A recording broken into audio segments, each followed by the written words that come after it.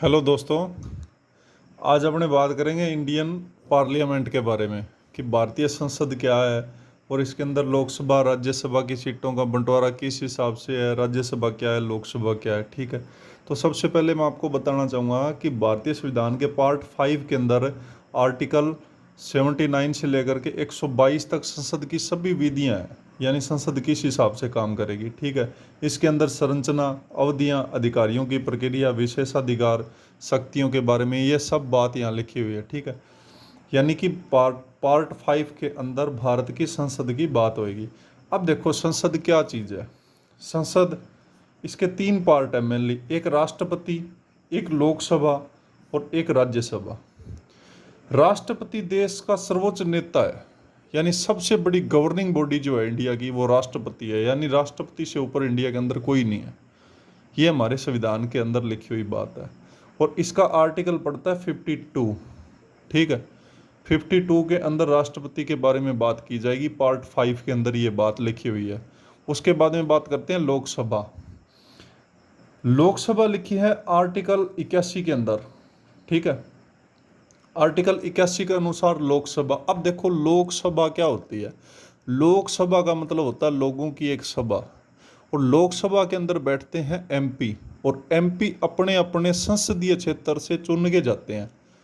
जिस हिसाब से राहुल कसवा है, निहाल सिंह थे अपने यहाँ से, इस हिसाब से अलग अलग स्टेट से अलग अलग एमपी चुन के जाते हैं और वो जा कर के पार्लियामेंट के अंदर बैठ जाते हैं और वो होते हैं लोकसभा की बॉडी, यानी कि यूनिट ऑफ लोकसभा है। वो एक सांसद एक यूनिट है लोकसभा की, ये मान लो आप।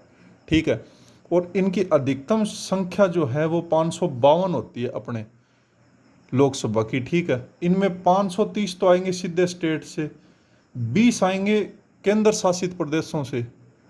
ठीक है, और 2 ऐसे लोग होंगे जो एंग्लो इंडियन होंगे और उनको राष्ट्रपति नामित करेगा, यानी राष्ट्रपति चाहेगा उनको नामित करेगा। अब देखो एंग्लो इंडियन क्या चीज़ होती है। एंग्लो इंडियन में वो लोग आते हैं जिनका पिता या पिताजी की तरफ से कोई भी उनके वंश का यूरोपियन कंट्री के किसी देश में जन्म हुआ होना चाहिए, यानी कि वहाँ का निवासी हो, वहीं की पैदाइश हो, उनके पिताजी के परिवार की तरफ से कोई भी, तो ये चीज़ एंग्लो इंडियन में काउंट हो जाएगी।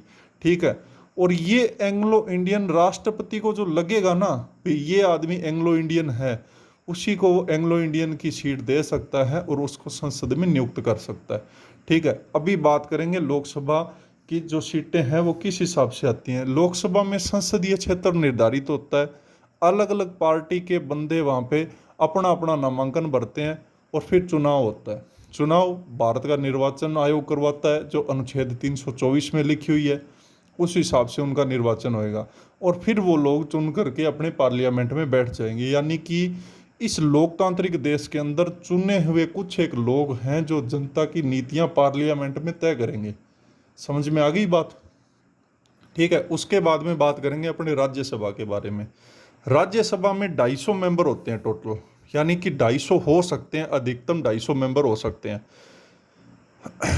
उसमें से 238 तो स्टेटों से आएंगे और 12 जो है वो निर्वाचित होंगे, यानी उनको राष्ट्रपति निर्वाचित करेगा। अब देखो कि वर्तमान में 245 मेंबर है टोटल, हो कितने सकते हैं 250, यानी 250, और हैं कितने 245।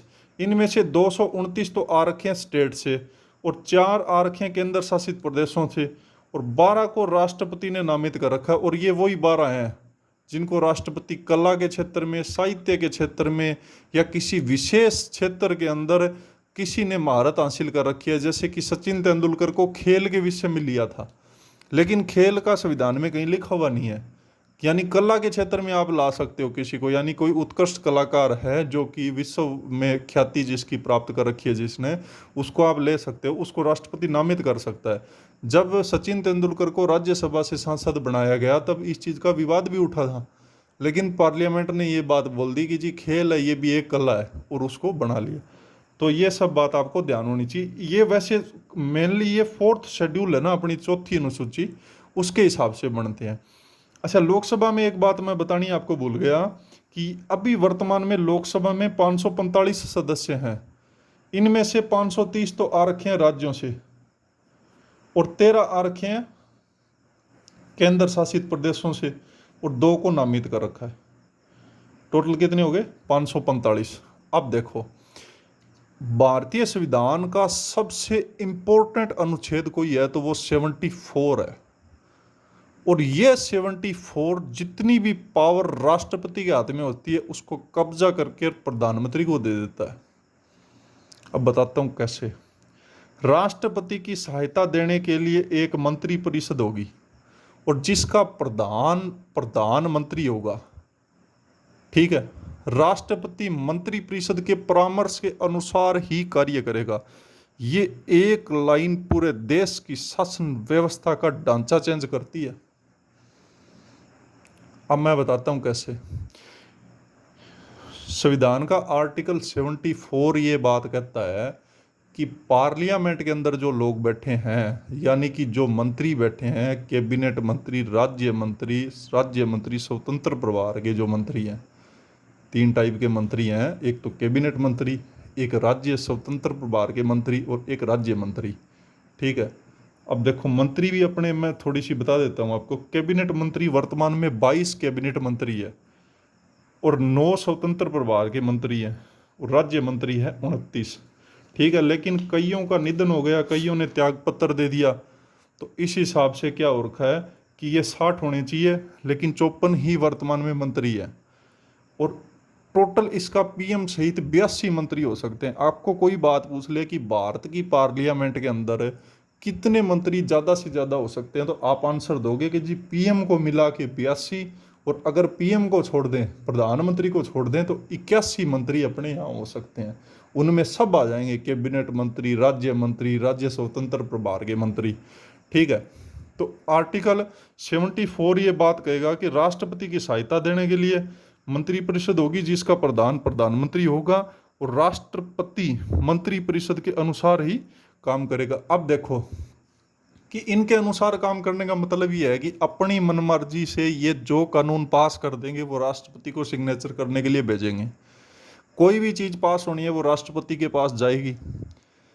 अगर मान लो राष्ट्रपति नहीं चाहता तो वो एक बार वापस किसी भी डिपार्टमेंट में भेज सकता है। डिपार्टमेंट का मतलब जैसे यहाँ ज़्यादा उचित शब्द रहेंगे, राज्यसभा व लोकसभा में वापस भेज सकता है।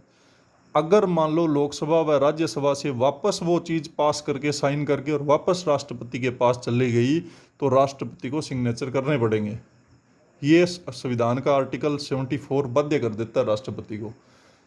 यानी सबसे बड़ी गवर्निंग बॉडी जो है वो तो है राष्ट्रपति, और ओरिजिनल बॉडी जो सबसे बड़ी है वो है प्रधानमंत्री।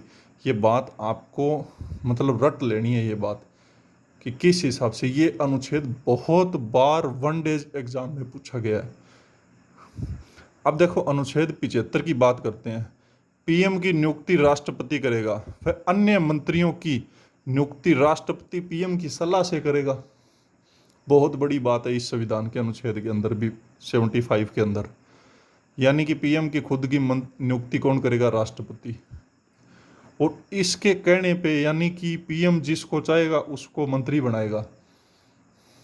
अब पीएम उस व्यक्ति को मंत्री बनाएगा जो सबसे प्रभावशाली व्यक्ति है, और टॉप के जो विभाग है ना, जो सबसे टॉप में जो विभाग बैठे हैं उनको देगा।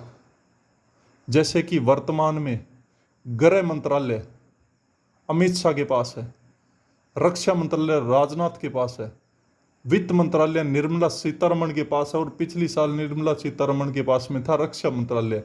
यानी सबसे इंपॉर्टेंट जो विभाग है वो इन्हीं मंत्रियों को देगा जो पीएम के बिल्कुल क्लोज होंगे और पीएम जिन पे पूरा भरोसा करता है।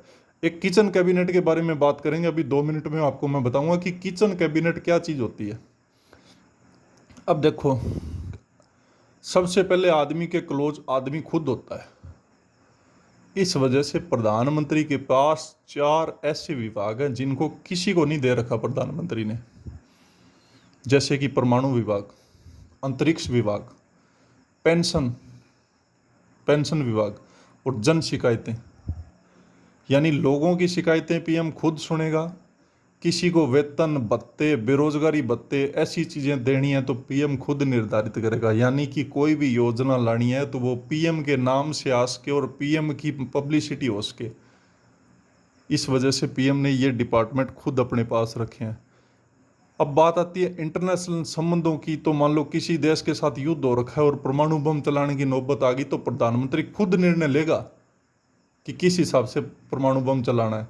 ठीक है, अंतरिक्ष विभाग, स्पेस के अंदर कोई भी बात चल रही है, कौन सा सैटेलाइट छोड़ना है, किस हिसाब से स्पेस की रणनीति तैयार करनी है। आपको पता होगा अमेरिका ने स्पेस के अंदर फोर्स क्रिएट कर दी अपनी। अमेरिका की एक स्पेशल फोर्स है जो सिर्फ स्पेस में लड़ाई करेगी। तो इस हिसाब से ये अंतरिक्ष विभाग जो है वो पीएम के खुद के पास है, और बाकी जो इम्पोर्टेंट डिपार्टमेंट है वो इनके पास होते हैं। अब कैबिनेट मंत्री सबसे टॉप मंत्री होते हैं, उनको ये सबसे पहले जो इम्पोर्टेंट विभाग है वो दे देगा। फिर राज्य मंत्री स्वतंत्र प्रभार के, उनको दे देगा। उससे जो थोड़े से कम महत्वपूर्ण है और सबसे कम महत्वपूर्ण है वो राज्य मंत्री होंगे, उनको दे देगा। ठीक है, ये तो बात हो गई। ये आर्टिकल 75 के अंदर क्या लिखा है कि पीएम की नियुक्ति कौन करेगा? राष्ट्रपति करेगा। 91वें संविधान संशोधन विधेयक 2003 के द्वारा लोकसभा के अंदर 15% सीटों में ही मंत्री बन सकते हैं। ये बहुत ही इम्पोर्टेंट है। 95 अमेंडमेंट हुआ था 2003 के अंदर। ये लोकसभा का 15%, यानी लोकसभा की जितनी सीटें वर्तमान में लोग जिनको रोक के बैठे हैं, यानी जितने सांसद लोकसभा के अंदर प्रेजेंट है, उनका 15% ही मंत्री होंगे। ये नहीं है कि लोकसभा में 100 सीट है और आप 16 लोगों को मंत्री बना दो। आप ज़्यादा से ज़्यादा 15 लोगों को ही मंत्री बनाओगे। और विशेष तौर से ध्यान रखने वाली बात है कि दिल्ली की जो विधानसभा है उसके अंदर ये रूल है 10% का। वहाँ पे विधानसभा की 70 सीटें हैं और वहाँ पे 7 ही मंत्री बनेंगे, 8 मंत्री नहीं बन सकते, क्योंकि 10% 7 ही बनता है 70 का। ये बात मैं उम्मीद करता हूँ कि आपको समझ आ गई होगी। अब देखो किचन कैबिनेट क्या चीज़ है और क्या काम होता है किचन कैबिनेट का। ये किचन कैबिनेट जो शब्द है ना, ये वाला शब्द, ये इंदिरा गांधी के टाइम में सबसे ज़्यादा उभर कर सामने आया था। और किचन कैबिनेट का मतलब ये होता है कि जिन पे पीएम विश्वास करता है, जो मंत्री पीएम के बिल्कुल क्लोज होते हैं और जिनको पूरा बिलीव जिन पे करता है, वो लोग, या पीएम के कुछ परिवार के सदस्य जिन पे बहुत बड़ा फेथफुल है, वो उन लोगों की मतलब 15 या 20 लोगों की एक टीम तैयार करता है। और उस टीम की मीटिंग कहीं भी ले सकता है पीएम, यानी कि प्रधानमंत्री आवास पे ले सकता है या संसद में ही कहीं एकांत में बैठ के उनके साथ प्रशासनिक और राजनीतिक मामलों के बारे में राय लेता है। उसको बोलते हैं किचन कैबिनेट, यानी एक गुप्त मीटिंग होती है। कैडर कैंप कह सकते हो आप। कैडर कैंप का मतलब होता है कि किसी बंद कमरे के अंदर मीटिंग हो जानी और किसी बात का निर्णय लिया जाना। तो ये किचन कैबिनेट जो है वो इंदिरा गांधी के टाइम में सबसे मशहूर हुआ था, सबसे ज़्यादा, क्योंकि इंदिरा गांधी एक ऐसी लीडर थी जो बहुत ही ज़्यादा अपने आप को पावरफुल समझती थी। और बस वो लंबी कहानी है, मैं आपको बताऊंगा कि के कामराज उस टाइम में कांग्रेस के अध्यक्ष हुआ करते थे, और उन्होंने जब इंदिरा गांधी को प्रधानमंत्री बनाया तो ये सोच के बनाया था कि राज तो अपने करेंगे। इसको गूंगी गुड़िया के नाम से कहता था वो। लेकिन जब ये गुड़िया उभर कर सामने आई तो देश की तस्वीर बदल के रख दी इसने। असल में नारी शक्ति का इसने महत्व देश को समझाया था कि नारी शक्ति क्या चीज़ होती है। तो इंदिरा गांधी के टाइम में किचन कैबिनेट का मामला सबसे ज़्यादा सामने आया था। थैंक यू दोस्तों, ये थी वीडियो। अगर आपको पसंद आई है तो बहुत अच्छी बात है।